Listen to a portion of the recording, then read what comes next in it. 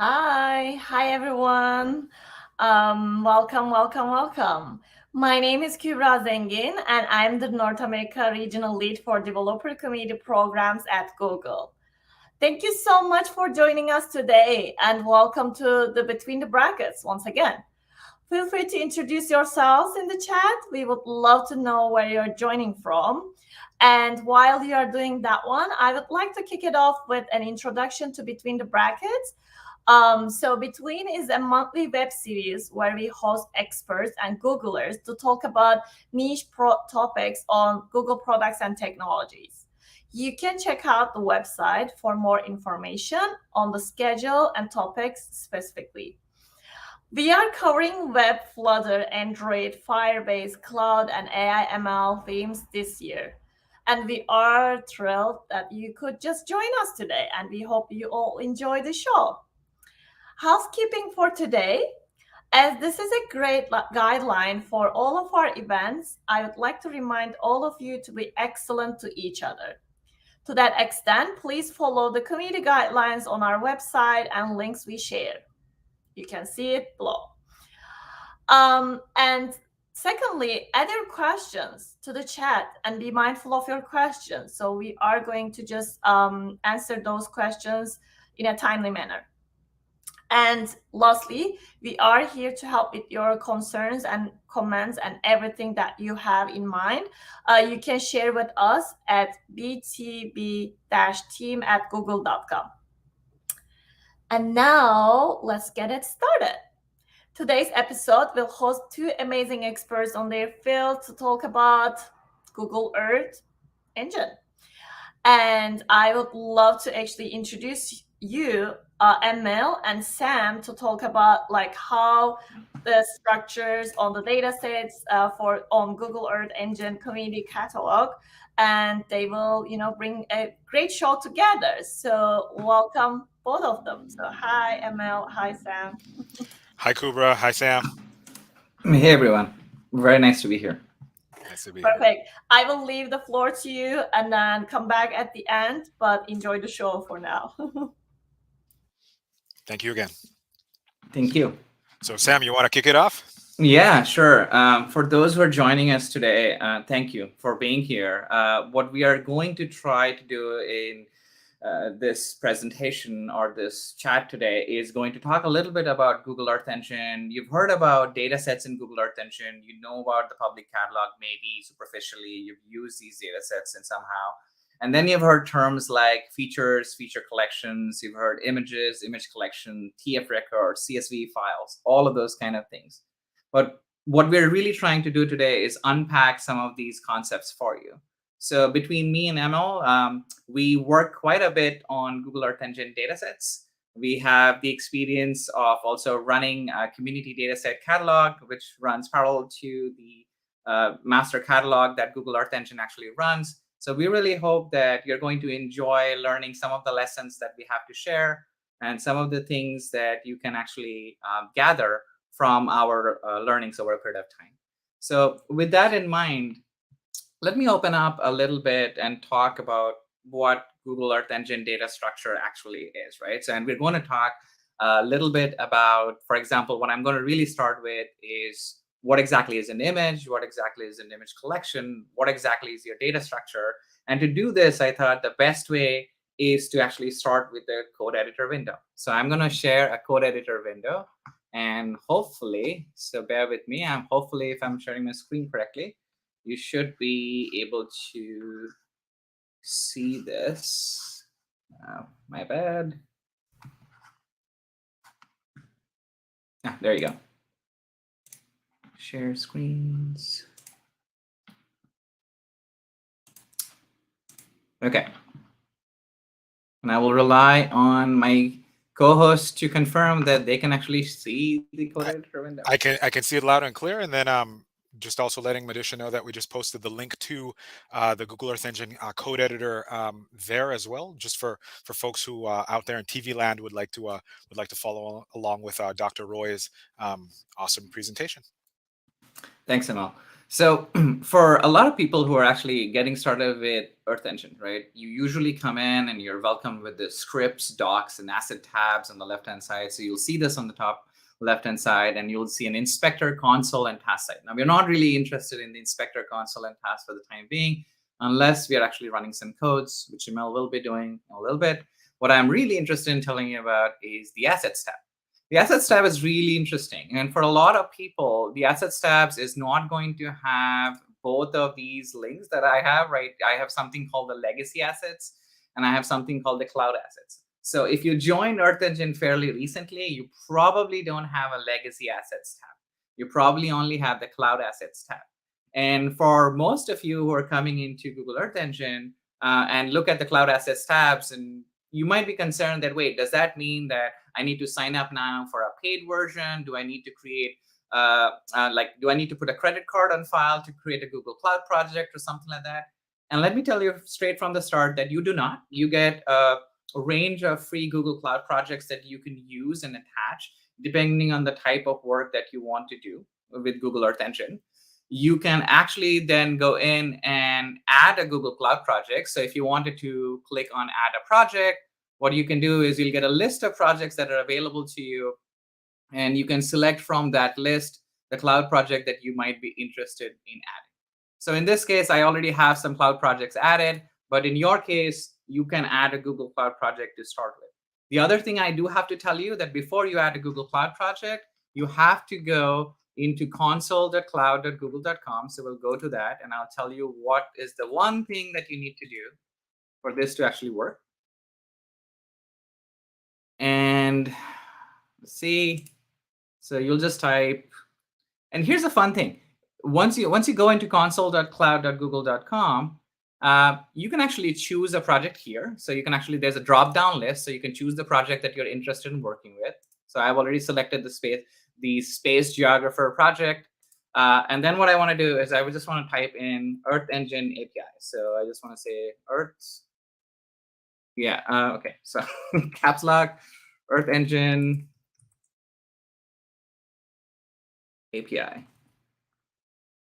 So this should pop up, but if it doesn't, what you can do is also you can go into your console window, and you can go into APIs and services and go into enabled APIs and services.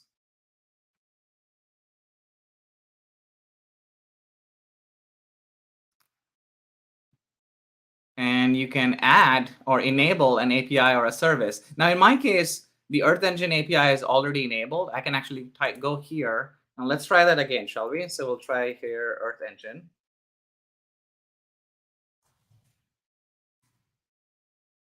And that should already be enabled. So you'll notice that there's a Google Earth Engine API right here. You will go here, and this is already enabled. So mine says manage, but in your case, it will probably say enable. So that's really important for you, and that you enable that, and then you'll be able to add a cloud project. Once you do have that enabled, you'll be able to add that cloud project to your cloud assets section. And what that's going to give you is a blank space. And that blank space is just going to be like an open-ended folder. So imagine that you have the master folder, right, where you have all your repositories, all your folders, all your collections, images, everything else. And there are certain things that a lot of people will sometimes use, sometimes not use. You'll notice that there is a coda section here. So there's a coda usage.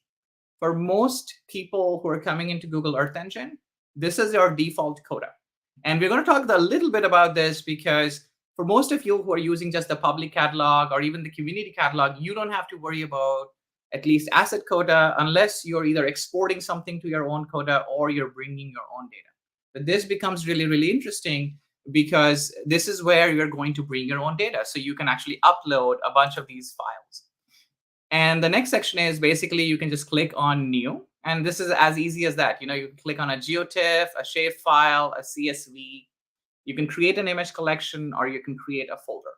Now, so the three ways in which you can bring in, data sets is the Geotiff or TF records if you wanted to, which is an image. You can only import a Geotiff image right now. You cannot import any other image type. You can also upload an shapefile. You can also zip the shapefile if you wanted to, or choose the secondary files. And then you can upload the CSV files. So once you do upload these become available to you, and they are usually separated by some symbols, right? So for example, there is, for example, this one is an image collection. You will actually notice that this looks like a collection and there's multiple images inside it. There are some that will look like a table. And and I'm just going to go into the project I have for the community catalog. And I'm just going to go into Globapathy, for example. This is a good example where I have a single image and I have some table data. So if I click on it right now, it's going to tell me the number of bands, it's going to tell me file size, it's going to tell me descriptions, bands, properties, those kind of things. And I can actually import this and I can play around with it. So you can import data sets up to 10 gigabits in size if you are using the GUI, if you're using the code editor for making your import. If you're going to go for anything larger than that, and my recommendation is to switch over to using the Google Cloud Storage bucket. And then you have to learn a little bit about the command line tool so that you can actually upload that into your area of interest. Okay. Sam, if I could just chime in just a wee bit. So I really like too that you've highlighted there the different types of data sets that that people are able to, the data formats that people are able to pull into Earth Engine. You know, let's say, you know, I'm somebody who's, you know, been working with QGIS or ArcGIS, and I have a data set in a different format, say like I have it saved as a .img or some other format. Any recommendations how then I would, you know, get that data into TIFF format to load it into Earth Engine? Or I have GeoJSON files, but I want to get it into Earth Engine. Just maybe some, you know, quick suggestions as well. Sure. So if you are within those environments, the good news is that QGIS, as well as Esri's, ArcGIS, or ERDAS, or whatever else you're using, usually has an export tool, right? And you are usually able to export that into a Geotiff. Now, GDAL is also your friend for people who have used Geodata Abstraction Library, or GDAL as it's commonly called. That's also a big friend of yours, because for me, when I'm doing image conversions, I am usually using the command line just because I'm more acquainted with that. So there isn't really a limitation on how you would make the conversion, but there are usually quite a bit of tutorials online on how to convert from one data format to the other data format. You can literally type QGIS.img to Geotiff, and I guarantee that there's going to be some results for you on how to do that step by step. So hopefully that helps a lot of people. Yeah. And I got one other kind of, you know, stepping back a little bit question. Yeah, go ahead. I have, you know, I work for a local NGO, and we have coordinate data in a tabular format, but we don't have it saved as CSV. We have it saved as text, or we have it as an Excel file. What would you recommend there? That's an interesting one. So, okay, if it was me, I would just write a code to clean it and actually export it out as a CSV. That's just me. Okay. And this is interesting because I see that quite a bit. I actually also see some people who have the entire data set as a JSON. So I would recommend in this case that ask that question in the community. And this is probably the right time to say that it's probably going to be a series of blogs that I'm going to do that's going to talk a little bit about how to do data conversions.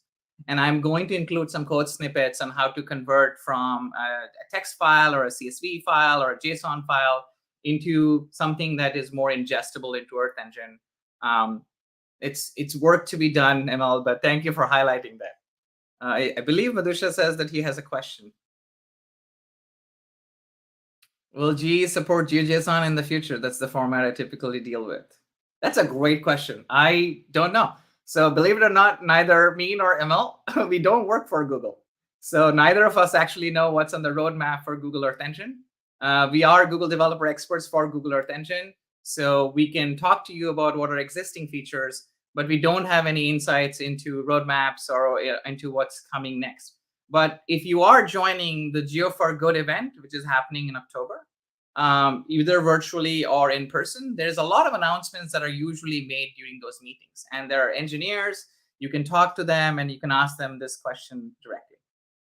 And just to say that I guess Madhusha will shortly pull up the Geo for Good registration link in case folks have not. But I guess back to Dan, thank you for that question. Just as Sam said before, there are multiple ways that you could say convert from GeoJSON into a shapefile. So there are options to get your data in there, and just the general idea, like Sam showed, kind of demystifying the process. You have tabular data, you have vector data, you have raster data. The main formats are there. However, as Sam said, we don't have super insights into what might be coming in the future. But also Google's really good in terms of listening to the user community. And so if there are lots of people who are saying, hey, we really want GeoJSON as a file format, then maybe that might come up. Back to you, Sam. Yeah, and thank you. And the one thing I do want to point out is going back to Dan's question, there is the community datasets, right? It has a very good example of this exact thing. So I pulled this up on the new tab. And what I'm going to do is I'm going to pull up this data set, which is Microsoft's building footprint data set. So if people have seen this is a massive data set that was released. I think it has a couple of, I don't know, at this point, a couple of millions or billions. I think it's 1 billion plus footprint in this data set. This was all in GeoJSON. It was not even in GeoJSON. This was in GeoJSON-L format. So there is a lot of conversion that had to be done at my end for getting this into splitting them up, getting them into shapefiles. And I've actually written some pre-processing steps where I was like, okay, I got this as GeoJSON large GeoJSON-L formats. I had to split them up, then create shapefiles, and then do the ingestion. So I am with you when I think of the community wanting additional tools or ways in which they can bring other OGR format datasets or other GDAL supported datasets directly into Google Earth Engine. I'm with you, and I'm rooting for that as well. Okay, so going back to the datasets discussion, I think it's a good time right now, Emil, to maybe jump into a little bit about the public catalog, right? So how do you usually go to the public catalog? I usually go to developers.google.com/earthengine. This is a good way for people to show where everything is. And then I just click on that link, that tiny little link that talks about the data catalog. The data catalog, the Earth Engine data catalog at this point, I believe, is ingesting about 1 petabyte of data a month or more. It's about 70 plus petabytes of already existing data from different sensors. And I'm going to click on the view all data sets just to give you an idea of all of the data sets that are existing in Google Earth Engine. This includes tabular or feature collections, what you would import as feature collections, as well as raster data sets. If my page actually loads. There you go. So you have the Earth Engine data catalog, and you actually have a mechanism for suggesting some data, but we're going to go to that a little bit later, okay? So we're going to talk a little bit about the fact that you already have existing data sets. You also have tags. All of these are actually keyword tags. So guess what? You can actually go in and you can go to filter or a list of data sets, and you can type the type of data set that you want to filter by. So you can type elevation, and this should bring up. Okay, there you go. I've also heard that there's some high resolution imagery that basically can almost only be found in Earth Engine. It's from a company called Planet, in case you wanted to also search for those. Yeah, sure. I'm going to highlight that. Thanks for bringing that up, Emil. I can definitely do that. And in fact, for a lot of people who don't know this, Google used to own its own Skybox satellite. So you can actually type SkySat, I believe, in there. I believe they're still there. So if people wanted to look at it, so now it's actually the highest resolution is the Planet SkySat public Ortho collection. Now these are older, right? So Google acquired Terabella. So Terabella's was, so Google had Terabella satellites, and then Terabella became SkySat when Planet acquired them. But a lot of these imagery was released under an open license, and they still exist within the Earth Engine catalog. And you can actually click on a tab. For example, if I click on Planet, thinking about like all the data sets that are available from Planet, you will notice that not only are the main data sets, so like the SkySat public orthos are available, but you also have the NICFI data set, which I'm a big fan of because it it has to do a lot with deforestation. It has to do with forest monitoring and those kind of things. And I'm sure Emil could talk a lot more about that piece. You will also notice that the Allen Coral Atlas made it there as well. The Allen Coral Atlas did use PlanetScope based maps for generating a lot of those coral maps, and that's the reason it has planet as one of the tags that's available for it. So this is a very nice way for people to search for data sets. Emil, do you have anything to add? Yeah, would you maybe click on that one, the data set for tropical Africa? Well, I know Sure. you went back, but just for folks to see something as well. Another interesting feature of the different data sets that are in the public catalog. So as Sam is showing right there, it says, what's the data set availability. So there's data from December of 2015. It says the last date that's there is the end of June. However, one interesting thing about this particular data set, and this data set is also available for tropical Asia and tropical Americas, it is updated every month. And so in terms of regularly updated high spatial resolution data, it's some of the best that is out there. And outside of using Earth Engine, it would be really difficult to use. And so that's one of the compelling things of using some of these data sets in Earth Engine. And then I don't know if Sam, you wanted to also show people in the bottom there where it says explore in Earth Engine. Yeah, OpenEncode Editor. I love this feature because you can actually go in and open the same code as an example. As Emil put it, the start and end dates that are present there does not represent the start and end dates for the actual collection always. So you can actually print the start and end dates. But in this case, what I'm going to do is I'm just going to run this code. And there you go. It's basically added this massive 3-meter resolution base map data set from Planet into Google Earth Engine. And this is available for anyone who signs under the NICFI program. So this is a very good one to explore. Emil, would you mind talking a little bit about the fact that I opened an example right away? Would you mind talking a little bit about the examples folder? Maybe share your screen and talk a little bit about it. Sure. If Madisha could enable me, and I guess I am. Awesome. So as Sam said just now, one way to get to the catalog is that catalog data set. However, again, in the code editor option, as I think Madisha had shared the link earlier, that's another way. But so Google has done really well for having examples not just of the data sets themselves, and that's what I will show you in a wee bit, but the same thing that Sam was showing just now, and perhaps I'm going a little fast, but just to say that there are literally hundreds of different data sets. For instance, a lot of data sets from the Copernicus program in Europe, which you're probably, some people have probably heard about. However, that same planet data that Sam was showing, if we navigate all the way to the very bottom, we'll see projects, planet, NICFI assets, base maps, Africa. And if I click that right there, it'll pop up in the code editor, the script for pulling that data set. I hit run, and it pops it up. And then I guess one other, and this is the exact same script that Sam had showed us, but he had showed us to get there from the catalog. And then if I could add one other thing as well, as Sam was talking about in terms of just how Earth Engine works in terms of filtering by dates and such.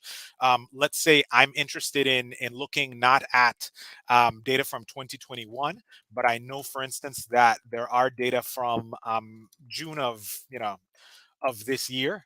Of course, let me change those dates. So quite simply with Earth Engine, we can make some really simple operations. In this case, if I were to hit save, it would say I can't save into this space of examples, but it would allow me to save it into my own one of my own repositories. And of course, your repositories, kind of like Sam's, will look slightly different. However, making that really simple change, if I hit run now, I wait just a wee bit. And I'm now looking at, before we were looking at data, I believe, from July of last year. Now I'm looking at the most recent mosaic data for all of Africa, which is, June of this year. And, or actually, I'm just guessing from having looked at the data before, just a little test here. Boom. Actually, yeah, the July data is already there. We're already in August, a few weeks into August. The July data is already there. One peculiar thing that you might see having pulled up this data, just in terms of kind of like let me explore the data, and of course we encourage everybody to explore that data, is as we go from month to month, because this is an optical data set, the patterns of where there will be data gaps because of clouds will change. And so, for instance, if I pick areas which are, say, the dry season over West Africa, which is, say, earlier in the year, I expect that it will be different. And one other thing also to point out with this specific script, which again anybody can access directly from examples or from, as Sam showed, in the catalog. The only other thing I would say is, in addition to having the mosaic there, and of course it shows a different year because that's just that label that I didn't bother to change.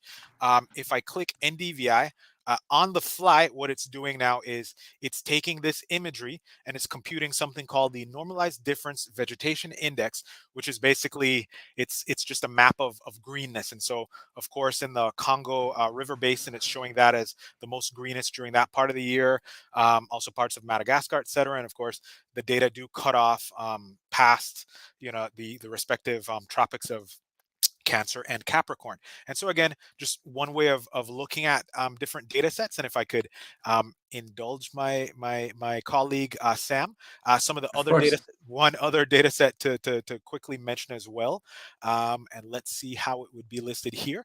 NASA recently launched a Landsat 9 satellite, and in September of last year, so a little less than a year ago. And for instance, if I then kind of scroll up, and again, there's quite a lot of stuff here. I could also find this by going back to the public catalog. However, so it says, you know what, you made changes, you want to abandon them. In this case, it's a trivial change, so I will abandon. So I'll say yes. I click on that. It pulls up a new, it pulls up the script for Landsat 9 data. And what it's now showing in this case, it's showing, I believe it's true color, true color imagery for Landsat 9 collection over parts of northern and central Europe. And again, the interesting thing with all of this, we could, one thing we could do is we could just kind of scroll out, and the way how this script is set up, just for everybody's benefit, this is actually pulling up like the global mosaic of all the Landsat 9 data captured between January 1st and February 1st, 2022. And so you want to see a different part of the world. I'm originally from Belize in Central America, and so I can view data for Central America just by doing that. However, little other neat trick, not necessarily super focused on the topic at hand here, but folks can customize the different scripts that are there. I can do that. I can change the zoom function. I hit run, and then now by default, it's showing me this data zoomed in over my specific area of interest. And so again, one of the neat things of having all this stuff in the Google public catalog is there's a lot of stuff that you can do. And as we'll also be looking at with Sam as well, there are ways to, say, take little sections of code and kind of, play around with them, like if there were, blocks of Legos or something, where you can take one code, add another code to it, and do some really interesting things to that. But I guess with that, I would Emil, before you turn it back to me, I have Sure. something I would love for you to show to people. The code editor actually has a similar feature to the catalog that allows you to search for certain things. So if you won't mind scrolling all the way up and just typing, just in your scripts page, not in the catalog, you're in the catalog window, I believe. Yeah. So just scroll all the way up and just type Landsat, for example.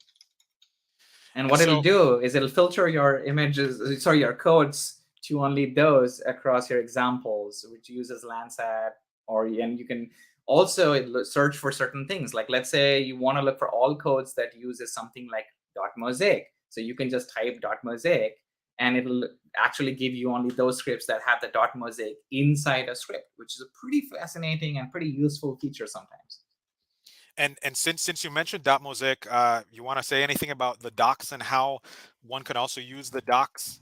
I think you should talk about that a little bit. So just to say, again, building off of what Sam is mentioning, just in terms of, again, and for some people this is I guess an intro to Earth Engine, but just to say that the way how Google has developed this platform, which is again allowing you to generate your code or edit codes here, kind of see the different scripts that you have. However, as Sam had pointed us out before, you can also see different data assets that you've loaded in, whether they're as what's called legacy assets or they're stored on Google Cloud Platform. However, there's also a very powerful documentation facility here.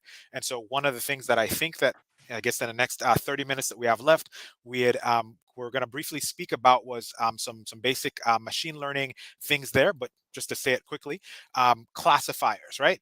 And in case classifiers is something completely new to you, I'll also just share something here else in the chat that Madhusha, and I see Madhusha just wrote to say that we also have some additional questions. But the only thing I'll say quickly here is in terms of multiple types of machine learning algorithms, etc. There's really great documentation. And for instance, some of you might be familiar with something called random forest classification. And what do you know? The documentation gives you examples, and it helps you in terms of, okay, what are the different parameters that would go along with these things. And so likely in the time that we have left, we're not going to be able to dive into all of this, but merely to say, following up on what Sam said, that there's so many resources out there, a lot of resources that are immediately already built into this. And I don't know if I'm kind of setting up Sam for the next part to talk about the community data sets, but yeah. As you said before, you can browse a data catalog. I can type, I can look for scripts that have Landsat. However, I can also say Landsat, or some of the folks that, out there in Europe or other parts, maybe, okay, what kind of Sentinel data sets are there out there from Europe? I can, click something. I can click SAR data. I can, import this fairly easily. I can click the import button, import it into a script, etc. However, just to say also, when we just going back here, and there are multiple ways, there is a suggest a new data set option. And so I guess with that, I would pass it back over to Sam, and you'll probably be sharing your screen again. Over. Thank you. Before we do that, why don't we take the two questions from Manav? Wanted to sideline Geotiff for image distribution in Studio SG5. Geotiff is most reliable formats used more than 2 decades. What's your position? I've been using Geotiff for quite a while, so that's actually fair. In terms of whenever I started with imagery and ML, you can share your experiences too, but I started when Landsat data wasn't even free, right? And I remember downloading them as a per band TIFF files and then stacking them to create the multi-band, stacked version of Landsat.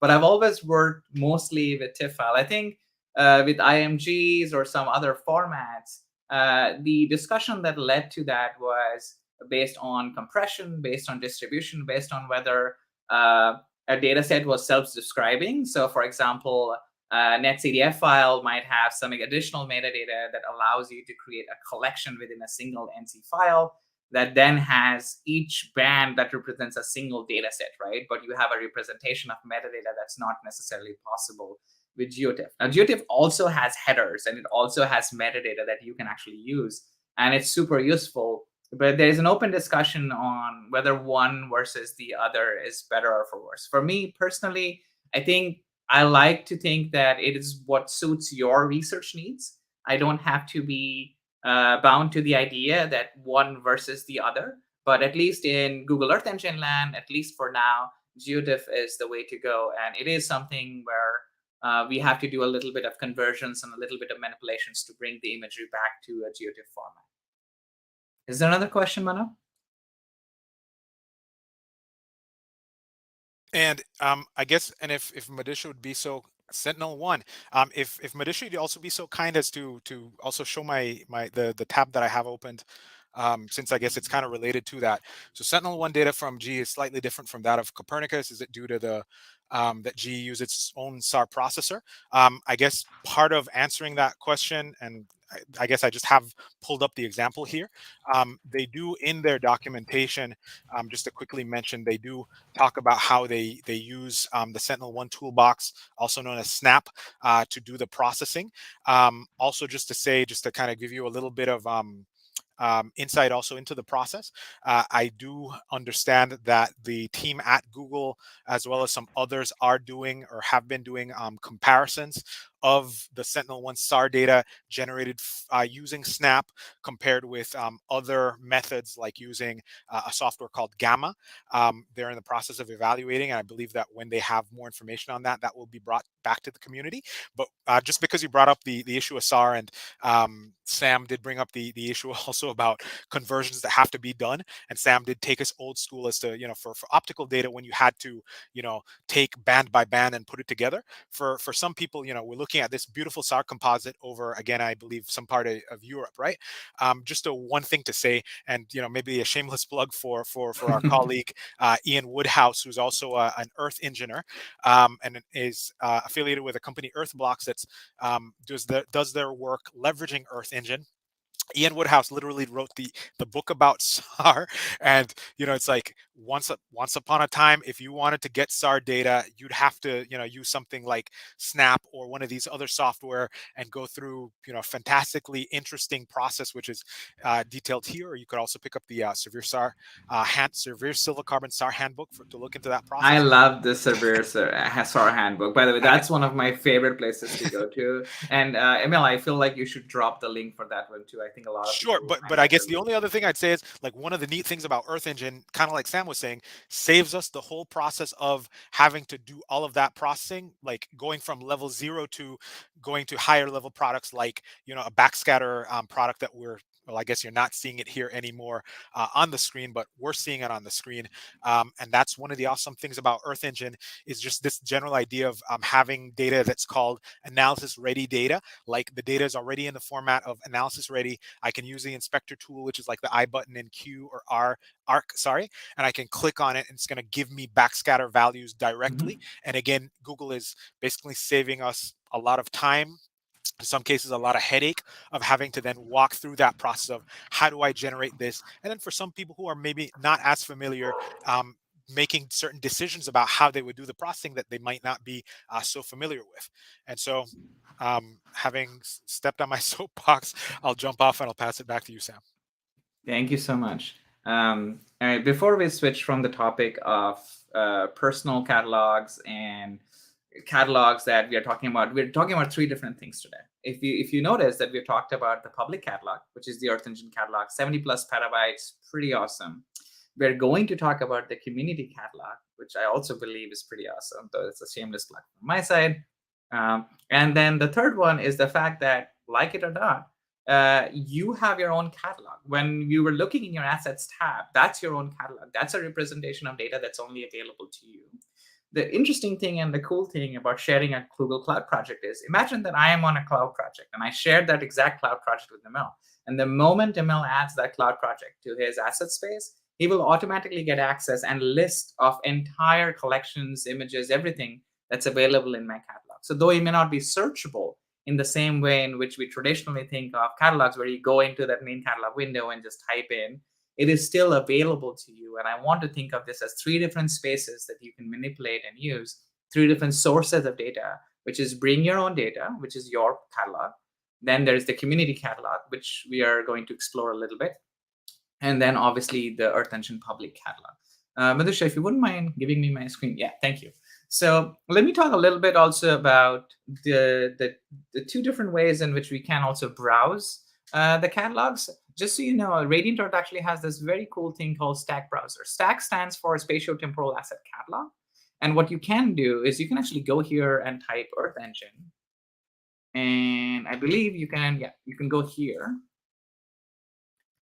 And you will notice here that what they have done is they have actually bucketed these data sets based on providers rather than anything. So if you see here, there's NASA, there's USGS. So if I wanted to go somewhere and say that I want to look at VIDO data sets. So VIDO data sets, for example, are the data sets for like the canopy, daily synthesis, or things like that. You can then go into that and click on it, and you will get a representation, a stack representation, and all of those neat little things like band information, spectral bands, visualization bands, scientific citation information, resources, and all of those things. For a lot of people who are moving into or thinking about metadata, spatiotemporal asset catalog, or stack as they're commonly called, is becoming more and more common. And Google Earth Engine actually does share a version of this that's updated almost every 24 hours. And just to know, for people who want to go in and programmatically access what is available in the Google Earth Engine catalog, what I'm going to do is I'm just going to pull this, go to my GitHub page, and there is one of the repositories that I'm going to show you all is hopefully going to be the Earth Engine datasets list. Now, this is something that's run every 24 hours, but it's a nice little programmatic way for you to say that, okay, I kind of want to look at this and I want like a CSV file. Is there one file that I can explore that lists everything? And yes, there is. So this doesn't look very neat, but what I'm going to do is I'm going to open the JSON of the same thing. And what you'll notice is it represents the entire blob of all of the data sets that's available in Google Earth Engine. And I'm going to zoom in so you can actually see things clearly, hopefully. Or not. I guess it's being rendered, so it's not really. Oh, no, there you go. So you can actually go to and get like the asset URL, started, ended. So what I'm doing right now is this. If you want to bookmark this, this page will allow you to consume this. This is an always updated JSON file that you can use in like a Python script or something, and then you can have the source point. If you don't want to use the stack endpoint, you also have the stack endpoint, because what this GitHub repo actually does is it's just using the stack endpoint to take that multi-level stack data set and basically collapse it into a single level consumable JSON or a CSV file for you to use. So it's useful for a lot of people if they wanted to. And it also gives you a nice little count. So it'll tell you how many data sets are available, which is useful sometimes, for people who want to see, ooh, I want to know how many data sets are available, those kind of things. Okay. And Sam, are you going to walk us through the awesome G community datasets repo? I am. So that's exactly what I was going to switch to next. Thanks for highlighting that. So let me tell a little bit about the story of the community datasets. If that's okay, I'm going to take a few minutes. I'm going to open the community datasets page so people can go through it. I just realized I might have closed the community datasets page. So let me just go in and open that again.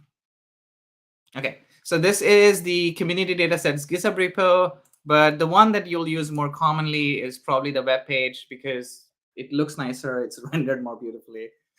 The community datasets was born out of a need for one of my colleagues, Erin, who basically gave the idea. She was really interested in getting some datasets into Google Earth Engine. And she was like, hey, can you help me in moving this large chunk of datasets? I was wondering if there's a mechanism for me to do this, right? And I helped her move some of these datasets. And I was like, what if I make this dataset publicly available? Do you mind? And she was like, not at all. This would be great for others to be made publicly available.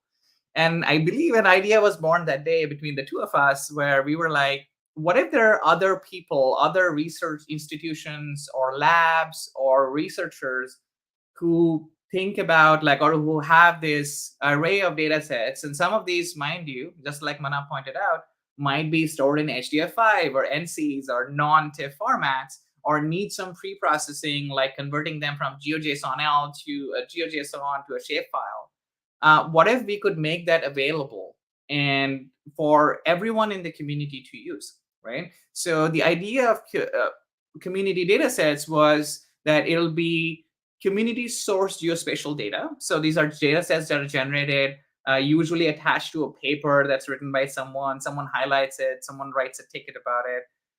And then we kind of go in, we look at the data set, we look at the license and say, if it's permissive enough to be shared, that means we can actually bring that data set in. And it's an effort that I try to do along with the entire community, where the community actually creates tickets and say, these are the data sets that we want. And these are the data sets we would love to have in the community catalog. So the community catalog was actually born as a result of that endeavor. And currently, I believe there is about 915 different community data sets. Of course, it's nowhere close to 75 petabytes, but it's still, if you look at the stats right now, and I'm mixing things a little bit here, I'm just going to jump into the stats. The stats is slightly old, but it's still about 104 terabytes of data. There's thousands of images, image collections. And these are additional data sets that are available for anyone in the Earth Engine community to use, as long as the license is permissive for your use case, and as long as you have an Earth Engine account. And maybe a good way of going through this would be, Emil, if you don't mind, maybe walking us through a few examples. Sure. And if Madhusha again would be so kind. So just to say, I'm also a user of this repository, and I'm also a big fan of Sam for having putting this together on behalf of the community. In terms of the superstar data sets that I particularly find there, one is that I remember last year, 2021, it was just announced that, Esri, along with Impact Observatory, had put out this, it was the first time a 10-meter global land cover data set had come out. And I think within literally a day of that coming out, Sam puts out a tweet like, hey, already loaded into the repository, but not just that it was already loaded into the repository, but Sam already made it all available through Earth Engine because it's in the repository, and basically that's how this repository works. Similar to the Google public data repository that we see, there are ways to quickly ingest this stuff, and so again, I can navigate, on the screen. I can navigate to any of the different data sets, and Sam has already, done the effort for us of Emil, would you providing mind samples. using the search bar maybe to also just Sure. maybe type a keyword, just type land cover, and let's see what happens. Sure. So this also works in the same way, by the way. It does have keyword tags, which means that it'll allow you to also pull in other data sets based on a keyword filter. And you'll be able to, just like Emil was showing, you'll be able to go to those example codes, and that will actually load up. Now I am using a random palette in this one, at least the one that he picked. But then there are some really interesting data sets. And again, Emil, feel free to choose and pick the ones that you want to show. FabDem, definitely one yeah. of the star data sets. And if you want to tell people why it's a star data set, or yeah, I think like for me, a lot of the times requests come in really interesting ways, right? There'll be people who post this on LinkedIn, or people who will basically be like, can you add this data set? And they'll send me a Twitter note or something like that, right? FabDem was an interesting one also because I think it was one of its kind, forest and building removed. It was pre-processed. And it was a very clean looking data set. And I thought, okay, people maybe they want to compare multiple elevation data sets together. So Emil, if you don't mind going to that elevation section again in the community data set, sure. We can explore the fact that not only is there FabDem there, there's also the Glow 30, which is the Copernicus digital data set, digital elevation data set. There is Aster, there is JEPCO, among others. So all of these are not part of the standard Earth Engine catalog yet. And that's the reason I think community catalog, rather than filling a void, I would think of this as supports the or encourages users to think of the data sets that they need most for their research and to submit tickets. And maybe what we can do is, Emil, if you don't mind, walk through how you create a ticket so you can get any data set in. Sure. So I guess I would then go again to the actual GitHub page. And I believe, refresh my memory. Is it under issues or pull Issues? requests? Yeah, click on issues. Yep. That's okay. I'll walk you through it. Sure. And click on a new issue. And here is where you have the lists of what do you want to do. Yeah. So then I would do I want to get started by setting up a new community data set. Mm-hmm. And then this is markup, as you said, and so basically I could substitute in my own data sets in here to basically describe what we're looking at. If I have an image, for instance, let me just go back to one of these, anything with Earth Engine. I have, say, collection of different data sets, some of which I've generated myself off of different things. Say, for instance, I have a forest cover data set. I'm then able to, say, copy the image ID, this is public. Of course, if I'm going to copy it into Sam's repository or make it available, I'd probably want to select the option of, say, anybody can read. And then which one did I select? I could just click again, Google made it easy, click the little copy button, and then I go back, and I can basically say, all right, image collection, I think it copied the full, well, okay, maybe I guess it wouldn't be as an image collection, it's probably ee.image, et cetera, et cetera. Yeah, you can choose whatever type. So when you click on import, it's nice to sometimes what I do is I usually copy from the import because it has that. That's a nice little trick because import already sorts whether it's a table, whether it's an image or an image collection. So when you click on import, I go into an empty code editor screen. I click on the data set I want to import in, and then I basically just click on, and yeah, actually Emil can show this, is if I go into an asset right now, take the same example from before, which is a data set that I had generated a long time ago. And then as Sam said, it already gives me the snippet code, which is, or the sample of which now I know it's ee.image, It's not an image collection per se. Although there was already that option, and I missed that. And then I guess I would fill out all the rest of the stuff, and then I would hit submit issue. Hit submit issue. And actually, if you don't mind going back to the issues tab again, so if you click on issues again, and we can look at some closed ones. So, but by the way, there's some open issues that you can see, things that I'm working on, like the VIIRS nightlight imagery. I'm working on GABM, which is, I believe, like global forest. I think it's like forest fire data sets, things like that. There is also, if you go into the closed ones, then let's go into some interesting ones. So there's also people who will submit like bug reports, who will tell me that, hey, something is wrong with the specific data sets.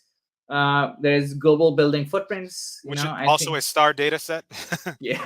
It was a massive data set to ingest. Just so everyone knows, this it takes a while, because usually it's me working on this on a weekend, but sometimes it takes a while because the amount of pre-processing required is pretty insane on some of these data sets. Some of these data sets can be as large as about 2 to 3 terabytes. A single data set can be that large. So for example, the new one, the latest one I brought in, Emil, if you don't mind going to the Awesome Community Datasets web page. Yes, 1 second. I think I would have, 1 second. I think I closed it, but give me a second. Here we go. So if you have the link to Sam's GitHub, it also provides a link to the actual page. Right. So if you go into changelog right now, at the very bottom, I think, Changelog.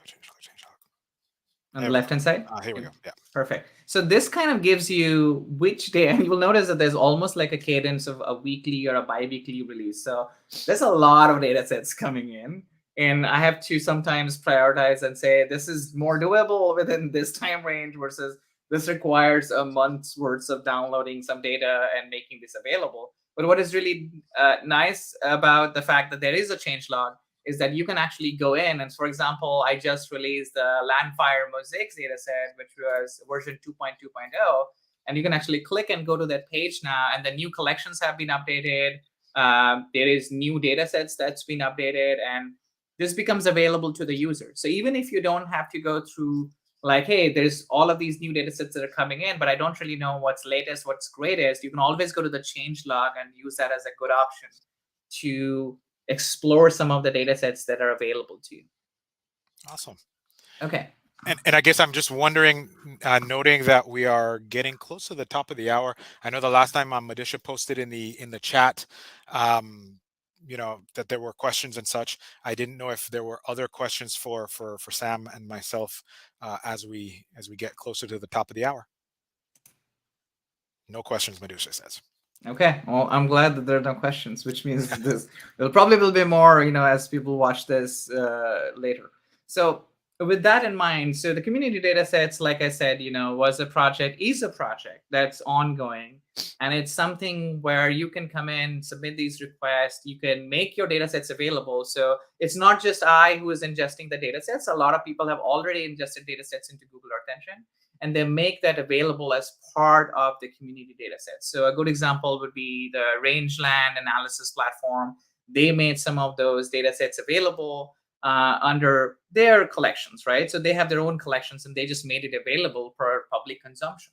So for all of these datasets, however, there are different licenses. So I would love for you to actually think about the fact that there are licenses available on what you can and cannot use these datasets for.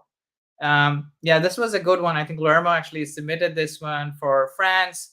He submitted something that he had downloaded, had pre-processed, and he had given specific information about the ETA lab license. So the one thing I've learned as a result of doing a lot of these data ingest is how to read legalese when it comes to licensing. Something I'd never imagined would be a part of a skill set that I would have, but it's something that I do have right now. If you can switch back to my screen, Madhusha, for just a second. What I also want to really quickly show is the fact that there is this neat little feature also that just like I showed you that there is a stack catalog for the community datasets, there is at least a raster stack catalog for the community data sets. So you can actually consume this as a stack endpoint. So if I want to go into like global aridity index, for example, it'll give you what the range is. Like you can also run the example code for global aridity index in Google Playground. You have the license type, and you have, like who is producing this and who is consuming this. There obviously may not be as fleshed out and neat as Google's, main catalog, but this is still work in progress. But I did want to show this to people because this is exactly the type of input and this is exactly the type of growth that we hope to see within the next couple of months. Okay, so I'm gonna stop. Yeah, and you can actually switch it back with no screens, Madhusha. Maybe we just finish with just us chatting for the last couple of minutes.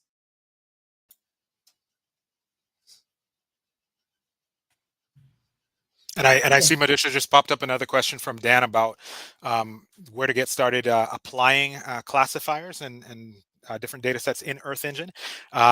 Just to say that there's, I guess if I can jump in on that one, there are a lot of resources out there. One thing to mention is that there's already an existing set of Google Earth Engine tutorials that walk you through, for instance, how to apply a random forest classification on existing data sets like Landsat, etc. However, another topic that will come up in a Google Earth Engine Google Developer Series set of talks is Sam and others are involved in a new book on Earth Engine that will have a ton of examples regarding different types of classifications, etc. And so just to say that there are lots of resources out there, and of course, we would highly encourage you to check out the Geo for Good event at the beginning of October, where there will be also sessions, walking you through, classical machine learning, deep learning techniques, etc. And so just some resources. And Sam, other suggestions for Dan?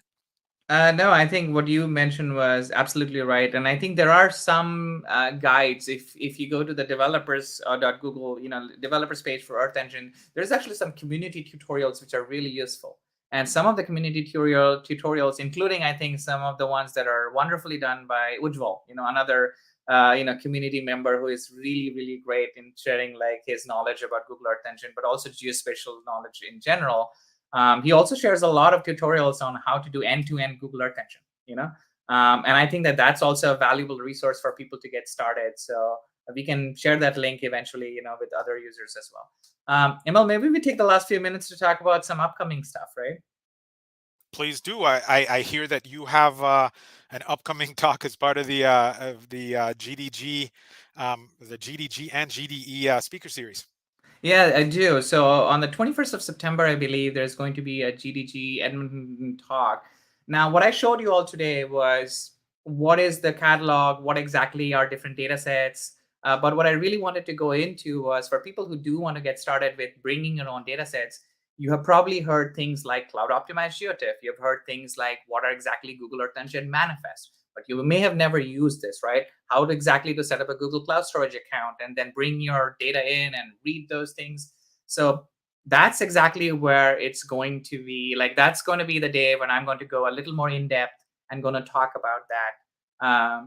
And that's going to be on the 21st of September. And then again, there's going to be a session on the community, a breakout session on the community catalogs and what is behind the scenes of the community catalog and lessons learned for bringing your own data into Google Earth Engine. That's going to be at the Geo for Good event, which I believe, Emil, correct me if I'm wrong, it's 4th to the 6th of October. I believe that you are right. And then I will also, yeah, and then in terms of the upcoming talks, and by the way, I see Kuber popping up. I'll also share the link to the upcoming talks, including the one that Sam is giving. Thank you. Thank you. Perfect. Thank you. Thank you so much. I was watching behind the scenes. So these were really, really great discussions and plus questions, answers. Thank you so much for your time, both of you. So it was like a pleasure to host you here. Thanks for having us. Thank you so much, Kuber. And of course, thank you so much to Madhusha behind the scenes. Yes, of course. Madhusha is the best. So let's just wrap up then. Yeah, good to see you both. I will just close the event now. So let's just go into some of the details as a wrap up, like call out. Thank you everyone for joining Between the Brackets today. Hope you all enjoyed this episode. And with that said, actually, we would like to kindly request from you to fill out the feedback survey form in the follow-up email that we are going to send, or the link on the chat or the screen, that we can improve the show along the way throughout the year. So you can use our hashtag between the brackets, to share how this show was for you.